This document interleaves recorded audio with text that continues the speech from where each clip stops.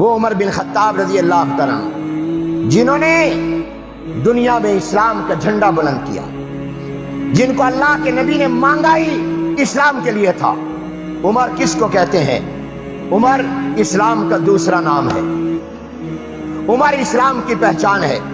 عمر بن خطاب رضی اللہ تعالیٰ عنہ اسلام کے سچ اور حق ہونے کی دلیل، حجت اور برہان ہے۔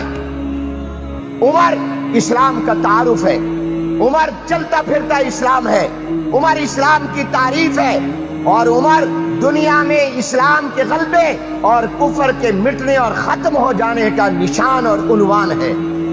اور عمر وہ ہے جس کے ایمان لانے کے بعد اسلام خلوت سے جلوت میں آیا، دار ارقم سے نکل کر بیت اللہ میں آیا، بند مکان سے نکل کر کھلی دنیا میں جب اسلام آیا اس کو عمر کہتے ہیں۔